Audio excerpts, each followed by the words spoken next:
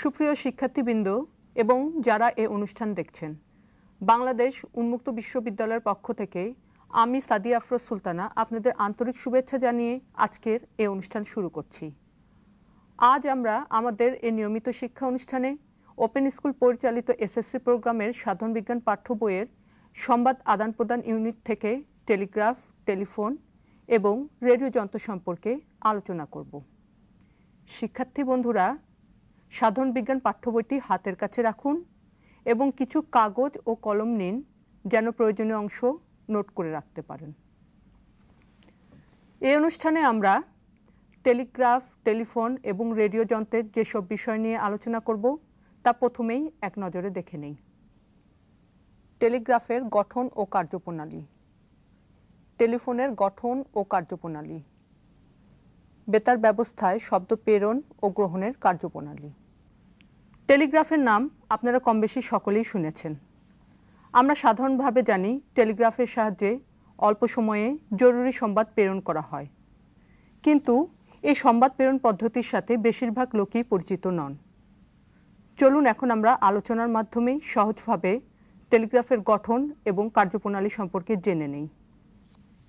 যে যন্ত্রের সাহায্যে বৈদ্যুতিক তারের মাধ্যমে দূরবর্তী স্থানে সাংকেতিক ভাষায় সংবাদ প্রেরণ করা হয় তাকে টেলিগ্রাফ বলে। 1837 খ্রিস্টাব্দে স্যামুয়েল মোর্স সর্বপ্রথম টেলিগ্রাফ আবিষ্কার করেন। সাধারণত টেলিগ্রাফ যন্ত্রে থাকে চারটি প্রধান অংশ: প্রেরক যন্ত্র, গ্রাহক যন্ত্র, লাইন তার এবং রিলে। প্রথমে আসি আমরা প্রেরক যন্ত্রে। যে যন্ত্রের সাহায্যে সংবাদ প্রেরণ করা হয় তাকে প্রেরক যন্ত্র বলে। এটি একটি ত্রিমুখী চাবি, একে মোর্স চাবিও বলা হয়। এখন একটি অ্যানিমেটেড চিত্রের সাহায্যে আমরা এর গঠন সম্পর্কে বিস্তারিত জানব। একটি পিতলের লিভার এবিকে আলম্ব এফ এর সাহায্যে একটি ধাতব আসনের উপর বসিয়ে এটি তৈরি করা হয়। লিভারের বি প্রান্তে একটি বোতাম কে থাকে এবং লিভারটি স্প্রিং এস এর সাহায্যে ওঠানামা করতে পারে। আলম্ব এফ এর সাথে একটি লাইন তার স্থায়ীভাবে যুক্ত থাকে। এন বিন্দু ব্যাটারির ঋণপাত এবং মাটির সাথে যুক্ত থাকে। অপরপক্ষে পি বিন্দু ব্যাটারির ধনপাতের সাথে যুক্ত থাকে। শিক্ষার্থী বন্ধুরা, এতক্ষণ আপনারা একটি অ্যানিমেটেড চিত্রের সাহায্যে টেলিগ্রাফের প্রেরক যন্ত্রের গঠন সম্পর্কে জানলেন। এখন আরেকটি অ্যানিমেটেড চিত্রের সাহায্যে আমরা টেলিগ্রাফের গ্রাহক যন্ত্রের গঠন সম্পর্কে জানব। গ্রাহক যন্ত্র। এ অংশে একটি বিদ্যুৎ চুম্বক এম অপরিবাহী দণ্ড ডি এর উপর এবং একটি লিভার এল আলম্ব এফ ড্যাশের উপর বসানো থাকে। লিভারটিকে আর্মেচার বলে। স্প্রিং এস ড্যাশ এবং লিভারের গায়ে সংযুক্ত লোহার টুকরো টি এর উপর বিদ্যুৎ চুম্বকের আকর্ষণ বল দ্বারা লিভারটি একটি দণ্ড আর এর সাথে যুক্ত পি এবং কিউ দুটি স্ক্রুর মধ্যে নিয়ন্ত্রিত নড়াচড়া করতে পারে। স্বাভাবিক অবস্থায় লিভারটি পি স্ক্রুকে স্পর্শ করে থাকে।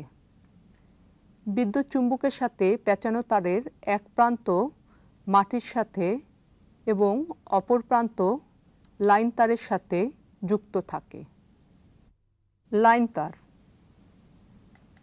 লাইন তারটি একটি পরিবাহী তার যা টেলিগ্রাফ পোস্টের উপর দিয়ে প্রেরক যন্ত্র থেকে গ্রাহক যন্ত্রে পৌঁছায়।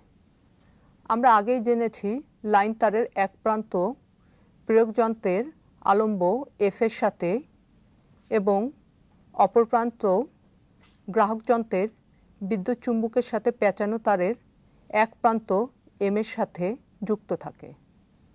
এবার রিলে। টেলিগ্রাফের লাইন বহুদূর পর্যন্ত প্রসারিত হলে গ্রাহক যন্ত্রে অতি মৃদু সাড়া পৌঁছায় এবং ঠিকমতো সংবাদ গ্রহণ করা যায় না।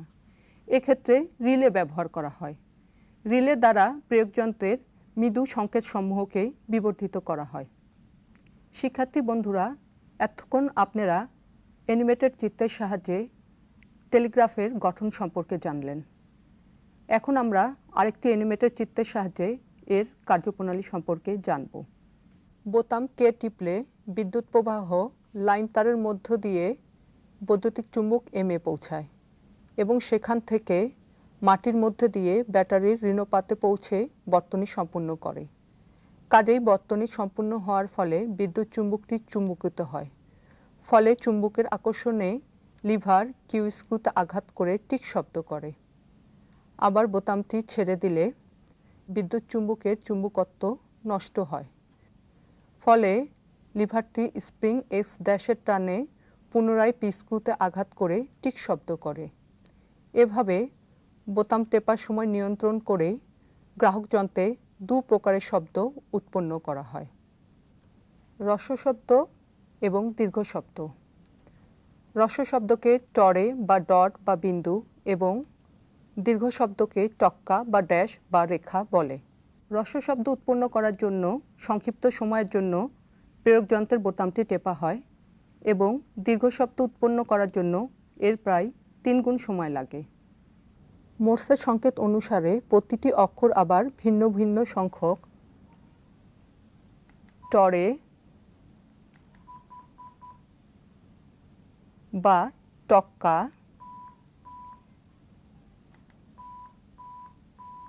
অথবা ভিন্ন ভিন্ন সংখ্যক টরে ও টক্কার সমন্বয়ে গঠিত। টেলিগ্রাফের প্রেরক যন্ত্রের সাহায্যে শব্দ প্রেরণ পদ্ধতি এবং মোর্সের সংকেত সম্পর্কে আরও পরিষ্কারভাবে বোঝার জন্য আমরা এখন একটি উদাহরণের সাহায্য নেব। মনে করি BOU অর্থাৎ বাংলাদেশ ওপেন ইউনিভার্সিটি এই শব্দটি একটি স্টেশন থেকে আরেকটি স্টেশনে পাঠাতে হবে। এখন প্রথমেই একটি অ্যানিমেটেড চিত্রের সাহায্যে আমরা দেখে নিই BOU অক্ষরগুলো কার কার সমন্বয়ে গঠিত। বি অক্ষরটি একটি টক্কা 3টি টরে, ও অক্ষরটি 3টি টক্কা এবং ইউ অক্ষরটি 2টি টরে এবং একটি টক্কা সমন্বয়ে গঠিত। এখন প্রেরক যন্ত্রের বোতাম টেপার সময় এমনভাবে নিয়ন্ত্রণ করতে হবে যে BOU অক্ষরগুলো যে সকল টরে ও টক্কা সমন্বয়ে গঠিত গ্রাহক যন্ত্রে যেন সে অনুযায়ী শব্দ উৎপন্ন হয়। দ্বিতীয় স্টেশনের অপারেটর তা লিখে নেবেন। এভাবে প্রেরক যন্ত্রের চাবি দ্বারা প্রথম স্টেশন থেকে দ্বিতীয় স্টেশনে রেখা ও বিন্দু সংকেত দ্বারা বিভিন্ন শব্দ গ্রহণ করা হয়। প্রথম স্টেশন থেকে দ্বিতীয় স্টেশনে এবং দ্বিতীয় স্টেশন থেকে প্রথম স্টেশনে একই পদ্ধতিতে সংবাদ আদান প্রদান করা হয়। বর্তমানে গ্রাহক যন্ত্রে চলন্ত ফিতার উপর স্বয়ংক্রিয়ভাবে সংকেতগুলো লিপিবদ্ধ হতে থাকে। শিক্ষার্থী বন্ধুরা, সংক্ষিপ্তভাবে বোঝানোর জন্য আমরা এখানে টেলিগ্রাফের সাহায্যে একটি শব্দ পাঠানোর কথা উদাহরণ হিসাবে নিয়েছি। প্রকৃতপক্ষে টেলিগ্রাফের সাহায্যে এমন একটি সেন্টেন্স পাঠানো হয় যা দ্বারা অর্থ প্রকাশ পায়। শিক্ষার্থী বন্ধুরা, এতক্ষণ আপনারা টেলিগ্রাফের গঠন ও কার্যপ্রণালী সম্পর্কে আলোচনা শুনলেন। এখন আমরা টেলিফোনের গঠন ও কার্যপ্রণালী সম্পর্কে আলোচনা করব। সংবাদ আদান প্রদানের ক্ষেত্রে টেলিফোনের অবদান অপরিসীম। টেলিফোনের ব্যবহার আমাদের দৈনন্দিন জীবনকে করেছে অনেক সহজ। আজ আর দূরবর্তী স্থানে সংবাদ পৌঁছে দিতে গিয়ে সময় আর অর্থের অপচয় হয় না। টেলিফোনের সাহায্যে অতি অল্প সময়ে এবং কম খরচে সংবাদ আদান প্রদান করা যায়। চলুন এখন আমরা টেলিফোনের সাহায্যে সংবাদ আদান প্রদানের পদ্ধতিটি নিয়ে বিস্তারিত আলোচনা করি। দূরবর্তী লোকের সাথে কথা বলার একটি যন্ত্র টেলিফোন। 1876 খ্রিস্টাব্দে আলেকজান্ডার গ্রাহাম বেল সর্বপ্রথম টেলিফোন আবিষ্কার করেন। টেলিফোনে প্রধানত দুটো অংশ থাকে, প্রেরক যন্ত্র এবং গ্রাহক যন্ত্র। চলুন এখন আমরা একটি অ্যানিমেটেড চিত্রের সাহায্যে টেলিফোনের প্রেরক যন্ত্র ও গ্রাহক যন্ত্রের গঠন ও কার্যপ্রণালী সম্পর্কে জেনে নিই। প্রেরক যন্ত্রে সাধারণত ধাতু নির্মিত একটি পাত থাকে, একে ডায়াফ্রাম বলে। ডায়াফ্রামের সামনে কথা বললে এর পাতটি কাঁপতে থাকে এবং এ কম্পন কার্বন কুচি ভর্তি বাক্সের মধ্য দিয়ে প্রবাহিত হয়। শব্দ না করলে ডায়াফ্রামটি স্বাভাবিক অবস্থায় ফিরে আসে। কম্পনের ফলে কার্বনের কুচিগুলো সংকুচিত হয় এবং এর মধ্য দিয়ে অধিক পরিমাণ বিদ্যুৎ প্রবাহিত হয়। স্বাভাবিক অবস্থায় কার্বনের কুচিগুলো প্রসারিত হয়ে আলাদা হয়ে পড়ে এবং এর মধ্য দিয়ে কম পরিমাণ বিদ্যুৎ প্রবাহিত হয়। মাইক্রোফোন হচ্ছে ডায়াফ্রাম এবং কার্বন কুচির সমন্বয়। গ্রাহক যন্ত্রে লোহার পাতলা ডায়াফ্রাম থাকে এবং এর সঙ্গে গায়ে তারের কুণ্ডলীযুক্ত একটি অশ্বক্ষুরাকৃতি চুম্বক থাকে। লোহার পাতটি তার কুণ্ডলীযুক্ত চুম্বকের সামনে হালকাভাবে সংযুক্ত থাকে। প্রেরক যন্ত্রের মাইক্রোফোনের সামনে কথা বললে এর পাতটি কাঁপতে থাকে। এ কম্পন মাইক্রোফোনে অবস্থিত কার্বন কুচিগুলোকে পর্যায়ক্রমে চাপ দেয় এবং পর মুহূর্তে ছেড়ে দেয়। ফলে তড়িৎ প্রবাহের তারতম্যের সাথে সাথে চুম্বকের শক্তির তারতম্য ঘটে। শক্তি বেশি হলে বেশি জোরে গ্রাহক যন্ত্রের ডায়াফ্রামকে আকর্ষণ করবে এবং শক্তি কম হলে কম জোরে ডায়াফ্রামকে আকর্ষণ করবে। প্রেরক যন্ত্রের পাতটি যে কম্পনে কাঁপতে থাকবে ঠিক সেভাবেই গ্রাহক যন্ত্রের পাতটিও কাঁপতে থাকবে। মাউথপিসে যেরূপে কথা বলা হবে, এয়ারপিসেও ঠিক সেরূপে কথা বা শব্দ সৃষ্টি হবে। প্রেরক যন্ত্রে হ্যালো বললে গ্রাহক যন্ত্রেও হ্যালো শোনা যাবে। টেলিফোনে 0 থেকে 9 নম্বর পর্যন্ত লেখা থাকে। এর মধ্য থেকে গ্রাহকের নম্বরের সংখ্যাগুলো ঘুরিয়ে বা ডায়াল করে এক টেলিফোন সেট থেকে অন্য সেটে দুজনে কথাবার্তা বলা যায়। টেলিফোনে সংবাদ দুভাবে আদান প্রদান করা যায়, অ্যানালগ ও ডিজিটাল। অ্যানালগ ব্যবস্থার মাধ্যমে শব্দকে সরাসরি বিদ্যুতে রূপান্তরিত করে প্রেরণ এবং ডিজিটাল ব্যবস্থার মাধ্যমে বিদ্যুৎ শক্তিকে ডিজিটাল সংবাদে রূপান্তরিত করে প্রেরণ করা হয়। অ্যানালগ পদ্ধতিতে শব্দ আদান প্রদানে অসুবিধা হয়, কিন্তু ডিজিটাল পদ্ধতিতে শব্দ আদান প্রদানে সুবিধা হয়। বর্তমানে ডিজিটাল টেলিফোন ব্যবস্থা বহুলভাবে প্রচলিত। এর সুবিধা হচ্ছে কম্পিউটার ব্যবস্থার সাথে সহজে যোগাযোগ স্থাপন করা যায়। টেলিফোনে সংবাদ আদান প্রদানের সুবিধা আরও বেড়েছে। তারবিহীন টেলিফোনের ব্যবহার বেড়েই চলছে।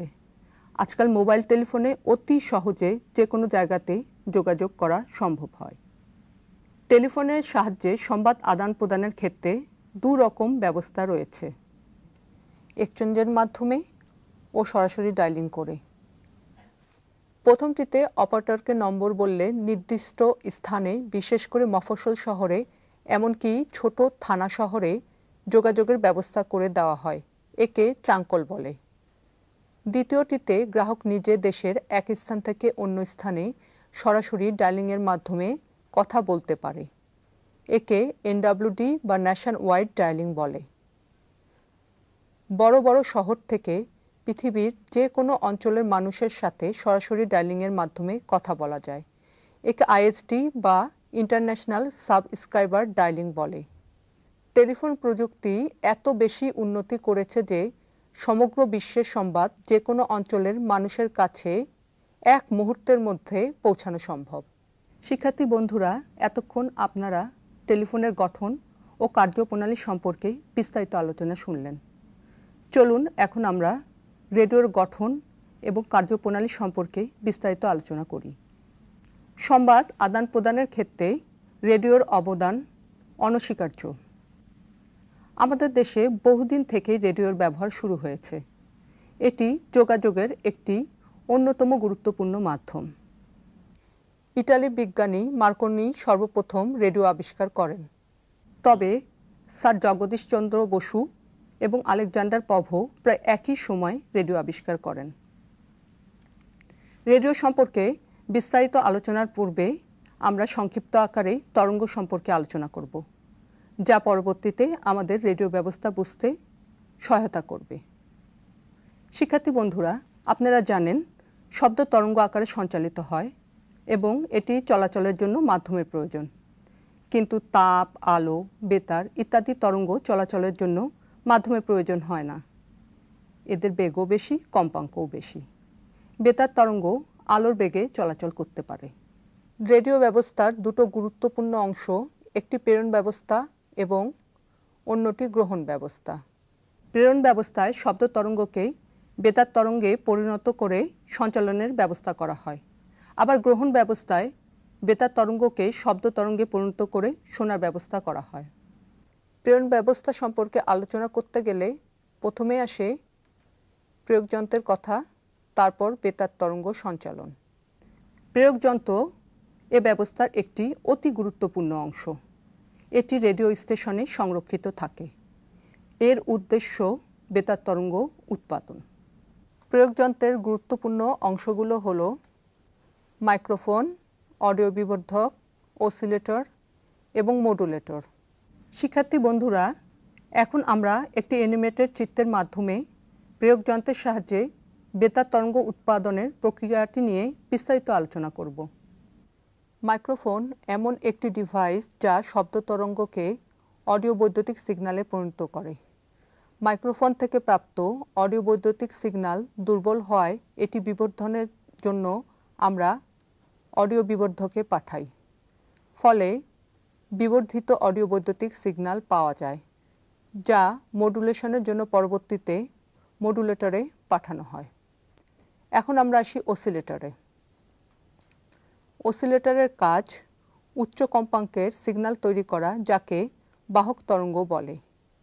নির্ধারিত দূরত্বে তরঙ্গ সঞ্চালনের জন্য বেশিরভাগ রেডিও স্টেশনে কয়েক কিলোওয়াট ক্ষমতা সম্পন্ন বাহক তরঙ্গ উৎপন্ন করে। এবার মডুলেটর। এ বিবর্ধিত অডিও বৈদ্যুতিক সিগন্যাল এবং বাহক তরঙ্গকে মডুলেটরে প্রেরণ করা হয়।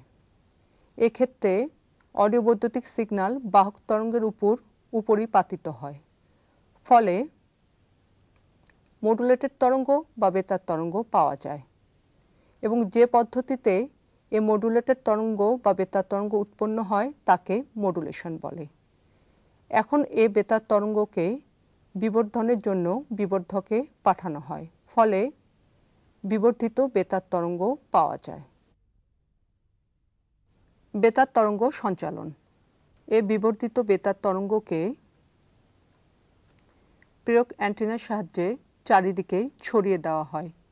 এটি 3 × 10⁸ মিটার/সেকেন্ড বেগে চারিদিকে ছড়িয়ে পড়ে। এখন গ্রহণ ব্যবস্থা। গ্রাহক অ্যান্টেনা এ বেতার তরঙ্গের একটি ক্ষুদ্র অংশ গ্রহণ করে বিবর্ধকে পাঠায়, ফলে বিবর্ধিত বেতার তরঙ্গ পাওয়া যায়। এখন এ বিবর্ধিত বেতার তরঙ্গকে ডিটেক্টরে পাঠানো হয়। ডিটেক্টর বেতার তরঙ্গ হতে অডিও বৈদ্যুতিক সিগন্যালকে আলাদা করে, যা পুনরায় বিবর্ধকের মাধ্যমে বিবর্ধিত করা হয়। এ বিবর্ধিত অডিও বৈদ্যুতিক সিগন্যালকে লাউড স্পিকারে পাঠানো হয়। লাউড স্পিকার অডিও বৈদ্যুতিক সিগন্যালকে শব্দ তরঙ্গে পরিণত করে, যা আমরা শুনতে পাই।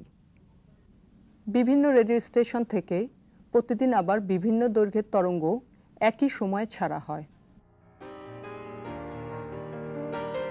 রেডিওতে বিদ্যমান পরিবর্তনীয় কন্ডেন্সার ঘুরিয়ে একটি কেন্দ্রের তরঙ্গদৈর্ঘ্য সিলেক্ট করে সে কেন্দ্রের সাথে যোগাযোগ স্থাপন করা হয়। পরিবর্তনীয় কন্ডেন্সারটি ঘুরিয়ে সিলেক্ট করার এ পদ্ধতিকে বলা হয় টিউনিং। এতে যে কেন্দ্রের তরঙ্গদৈর্ঘ্য সিলেক্ট করা হয়েছে শুধু সেই কেন্দ্রের অনুষ্ঠান শোনা যাবে, বাকি কেন্দ্রগুলো আপনা আপনি বন্ধ হয়ে যাবে। শিক্ষার্থী বন্ধুরা, এতক্ষণ আপনারা টেলিগ্রাফ, টেলিফোন এবং রেডিও যন্ত্র সম্পর্কে বিস্তারিত আলোচনা শুনলেন। এখন আমরা বহু নির্বাচনী প্রশ্নের মাধ্যমে সে সম্পর্কিত কিছু প্রশ্নের উত্তর জেনে নেব। টেলিগ্রাফ প্রেরণের মাধ্যম কি? ক তরঙ্গ, খ বৈদ্যুতিক তার, গ বায়ু, ঘ চিত্র। উত্তর হবে খ বৈদ্যুতিক তার। গ্রাহক যন্ত্রে সৃষ্ট টক্কা কি? ক হ্রস্ব শব্দ, খ দীর্ঘ শব্দ, গ কোনো প্রকারের শব্দ না, ঘ মাঝারি শব্দ। উত্তর হবে খ দীর্ঘ শব্দ। কোন তরঙ্গ প্রবাহের জন্য মাধ্যম আবশ্যক? ক শব্দ, খ তাপ, গ আলো, ঘ বেতার। উত্তর হবে ক শব্দ। কোন পদ্ধতিতে বিদেশে টেলিফোন করা সহজ? ক এনডব্লিউডি, খ পিএবিএক্স, গ এসপিডি, ঘ আইএসডি। উত্তর হবে ঘ আইএসডি। আমরা আলোচনায় শেষ পর্যায়ে চলে এসেছি। অনুষ্ঠানটি শেষ হবার পূর্বে চলুন আমরা আজকের আলোচনা থেকে যা শিখলাম তা পুনরায় সংক্ষেপে একবার মনে করে নিই। টেলিগ্রাফের গঠন ও কার্যপ্রণালী, টেলিফোনের গঠন ও কার্যপ্রণালী, বেতার ব্যবস্থায় শব্দ প্রেরণ ও গ্রহণের কার্যপ্রণালী। শিক্ষার্থী বন্ধুরা, আশা করি আজকের আলোচনার বিষয়বস্তু সম্পর্কে আপনারা পরিষ্কার জ্ঞান লাভ করেছেন। এরপরেও যদি সমস্যা থাকে তবে টিউটরের সাহায্য নিন অথবা সহপাঠীর সাথে আলোচনার মাধ্যমে বিষয়টি সম্পর্কে পরিষ্কার জ্ঞান লাভ করুন। আপনারা পাঠে ভালো করুন। আপনাদের সর্বাঙ্গীন মঙ্গল কামনা করে আজকের অনুষ্ঠান এখানেই শেষ করছি।